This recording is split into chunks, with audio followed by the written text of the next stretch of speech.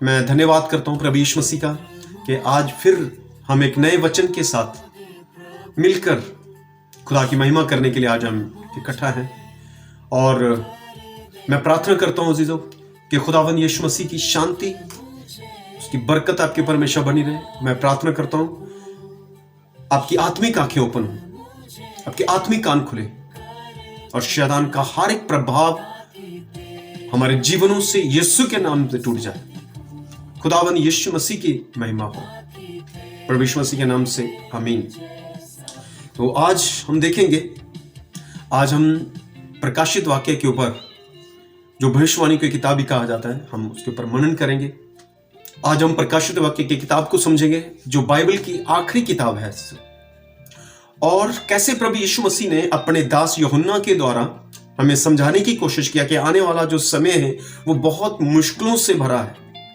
शैतान इन अंत के दिनों में बहुत प्रॉब्लम में लेके आ सकता है।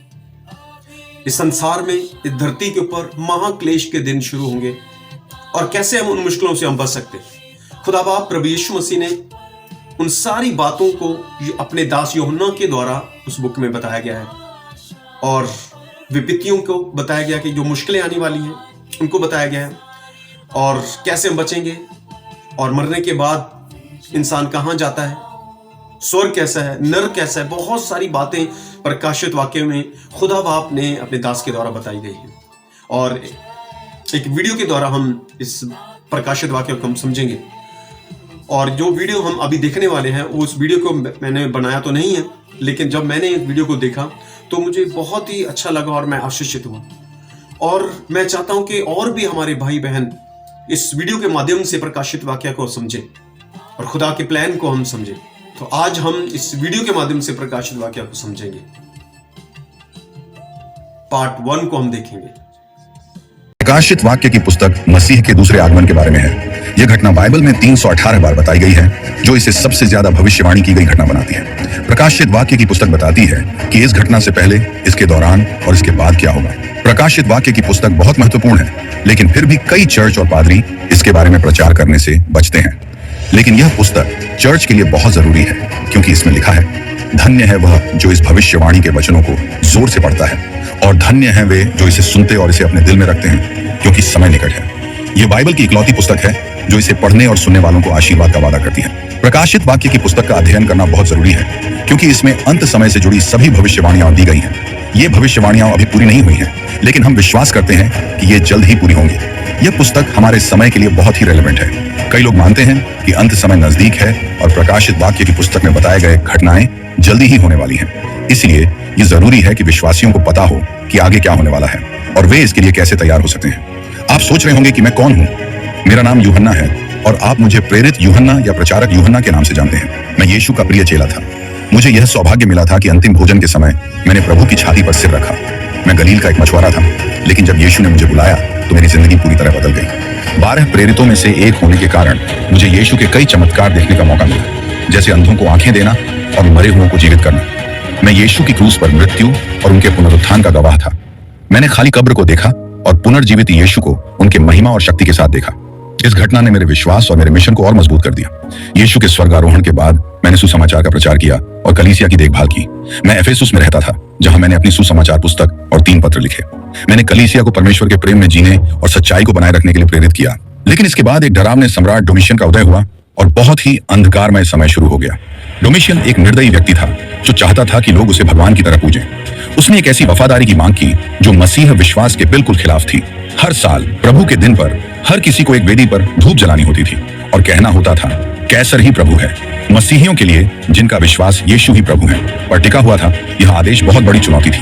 वे अपने विश्वास से समझौता नहीं कर सकते थे, और अगर उन्होंने ऐसा किया तो उन्हें भयानक सजा का सामना करना पड़ता। मसीह के अनुयायी सुसमाचार सुनाने और अपने विश्वास को दृढ़ बनाए रखने के कारण कड़ी यातनाएं सहते थे। मैंने भी इस कारण बहुत ही भयानक सजा पाई। मेरे अत्याचारियों ने मुझे निर्दयता से उबलते तेल के बड़े कड़ाह में डालकर मौत की सजा दी। उनका उद्देश्य साफ था, एक ऐसी भयानक मौत का दृश्य दिखाना जिससे दूसरे लोग मसीह का अनुसरण करने से डर जाए। लेकिन जो हुआ उसने सभी इंसानी समझ को चौंका दिया और परमेश्वर की चमत्कारी शक्ति को दिखाया। वह कड़ाह जो मेरी कब्र बननी थी, उसका मुंह पर कोई असर नहीं हुआ। जब मुझे उबलते तेल में डाला गया तो मुझे कोई नुकसान नहीं हुआ।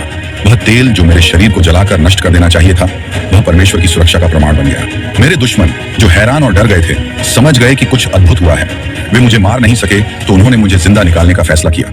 उन्होंने मुझे पातमोस नाम के एक द्वीप पर भेज दिया। यह द्वीप सूना और कठोर जगह थी, जहां रोमन साम्राज्य अपने दुश्मनों को धीरे धीरे मरने के लिए भेजता था। पातमोस एक छोटा सा द्वीप था, सिर्फ 12 किलोमीटर लंबा और 6 किलोमीटर चौड़ा। यह पत्थरों और सूखी जमीन से भरा था। वहां न तो नदियां थीं, न पेड़ और न ही खेती लायक जमीन। यह ऐसा स्थान था जहां लोग दर्द और अकेलेपन में जीते जी मर जाते थे। मुझे भी वहां भेजा गया और यह मेरे लिए मौत की सजा जैसी थी। लेकिन पातमोस की इस तन्हाई और दुख के बीच मैंने ईश्वर की मौजूदगी को बहुत गहराई से महसूस किया। पत्थरों और तेज हवा के बीच समुद्र से घिरे इस द्वीप पर मुझे मानवता के अंतिम भविष्य और ईश्वर की अनंत महिमा का दर्शन हुआ। पातमोस, जिसे मेरी मौत की जगह माना गया था, वह स्वर्गीय दर्शन का स्थान बन गया। वहीं पर मुझे परमेश्वर की ओर से संदेश मिला, जिसे मैंने प्रकाशित वाक्य की पुस्तक बुक ऑफ रेवलेशन में लिखा। यह पुस्तक एक मार्गदर्शक है उन लोगों के लिए, एक प्रकाश जो अपने विश्वास के लिए जान देने को तैयार है। पहले शहीद शब्द का मतलब सिर्फ गवाह होता था, लेकिन जल्दी ही समझ में आया कि यीशु के सच्चे गवाह बनने का मतलब अपनी जान भी गंवाना हो सकता है। इसीलिए शहीद का मतलब बदलकर ऐसा व्यक्ति हो गया जो यीशु में अपने विश्वास के लिए अपनी जान देता है। उस समय रोम के अत्याचार अपने चरम पर थे। विश्वासियों को अंधकार के बीच एक मार्गदर्शन, एक उम्मीद और शक्ति की जरूरत थी। अब हम मेरे उन दर्शनों के बारे में जानेंगे जो प्रकाशित वाक्य की पुस्तक में लिखे गए हैं। उसके प्रतीकों और उसके असली संदेश को समझने की कोशिश करेंगे। यह प्रभु का दिन था, हफ्ते का पहला दिन, जब मैं प्रार्थना कर रहा था। मेरी प्रार्थना और ध्यान के बीच मुझे एक गहरी शांति महसूस हुई, जो सिर्फ परमेश्वर की उपस्थिति से मिल सकती है। जैसे जैसे मेरा मन परमेश्वर से जुड़ता गया, मैं आत्मा में मग्न हो गया। पातमोस का माहौल गायब हो गया और मैंने खुद को एक स्वर्गीय जगह में पाया, जो पृथ्वी पर देखी गई किसी भी चीज से ज्यादा सजीव थी। अचानक मैंने अपने पीछे एक ताकतवर आवाज सुनी, जो बिगुल की तरह गूंज रही थी। वो कह रही थी, मैं ही आदि और अंत हूँ, पहला और आखिरी हूँ। उस आवाज में ऐसी शक्ति और गरिमा थी जो किसी भी धरती की आवाज से कहीं अधिक थी। वह आवाज में पहचानता था, वह मेरे प्रभु यीशु मसीह की आवाज थी। मेरा दिल तेजी से धड़कने लगा और मैंने समझने की कोशिश की कि मेरे साथ क्या हो रहा है। मैंने मुड़कर देखा कि मुझसे कौन बात कर रहा है। जैसे ही मैंने देखा, मैंने एक ऐसा व्यक्ति देखा जो इंसान जैसा दिखता था। वह एक लंबा वस्त्र पहने हुए था जो उसके पैरों तक पहुंचता था और उसकी छाती पर एक सुनहरी पट्टी बंधी हुई थी। उसके बाल सफेद थे जैसे ऊन या बर्फ, और उसकी आंखें आग की लपटों जैसी थीं। उसके पैर चमकते हुए पीतल जैसे थे जो भट्टी में तपे हों, और उसकी आवाज बहुत सारे पानी के गर्जन जैसी थी। मसीह को इस महिमा में देखकर मुझे समझ आया कि मैं परमेश्वर की पूरी महिमा के सामने हूँ। उसके दाहिने हाथ में 7 सितारे थे और उसके मुंह से एक तेज दोधारी तलवार निकल रही थी। उसके हाथ में मौजूद 7 सितारे 7 चर्चों के फरिश्तों का प्रतीक थे और उसके मुंह से निकलने वाली दोधारी तलवार परमेश्वर के वचन का प्रतीक थी, जो शक्तिशाली और गहराई तक असर करने वाला है।